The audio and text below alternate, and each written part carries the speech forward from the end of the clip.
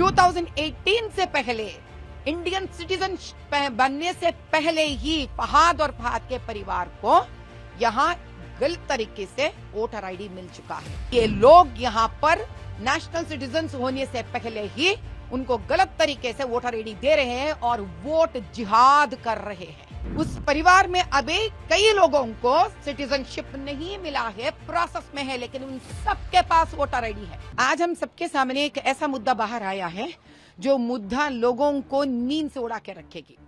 आजकल सारे राजनीतिज्ञ जो चाहे एमआईएम के हो, कांग्रेस के हो, ये आरोप लगाते गए हैं कि भाजपा के ऊपर कि सीएए के तहत ये लोग किसी को भी यहाँ पर टिकने नहीं दे रहे हैं, हालांकि उनका दादा परदादा या उनके पूर्वज भारत के हो। आज हमारे सामने हैदराबाद में एक ऐसा मुद्दा आया है। फहाद एक लड़का जिनका सरनेम है गोंडल, जो सिर्फ पाकिस्तान में होता है। उनकी माताजी यानी कि उनकी वालिदा हैदराबाद की है, जो 1990 में उन्होंने दुबई जाकर सऊदी में उन्होंने एक पाकिस्तानी से शादी कर ली है, जिनकी पासपोर्ट पाकिस्तानी है और जिनकी वजूद अब पाकिस्तानी है।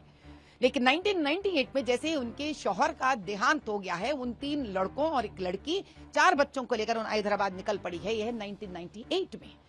तब फहाद जो सबसे बड़ा लड़का था, इन सारे लोगों के लिए उन्होंने लॉन्ग टर्म वीजा पे आकर हैदराबाद में बसे ये लोग।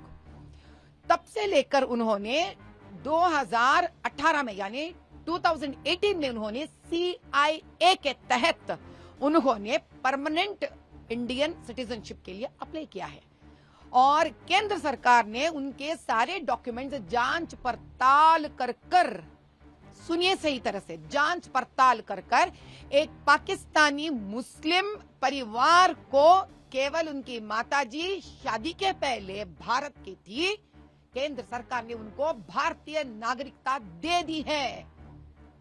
Pakistani Muslim has been given Indian citizenship. लेकिन मुद्दा ये नहीं है, उसके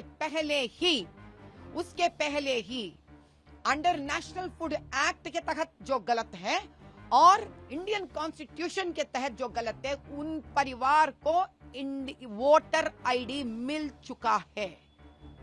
यानी कि 2018 से पहले इंडियन सिटीजन बनने से पहले ही फहाद और फहाद के परिवार को यहां गलत तरीके से वोटर आईडी मिल चुका है।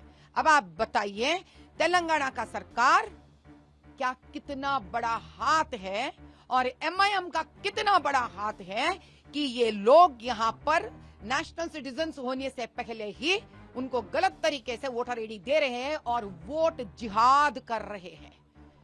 और इस बलबूते पर इस फहाद ने लव जिहाद भी किया है। एक हिंदू लड़की को प्यार कर फुसलाकर शादी के डालकर उसको मुसलमान बना दिया है। अब मुद्दा क्या क्या है यहाँ पर? उस परिवार में अभी कई लोगों को सिटीजनशिप नहीं मिला है, प्रोसेस में है, लेकिन उन सबके पास वोटर आईडी है।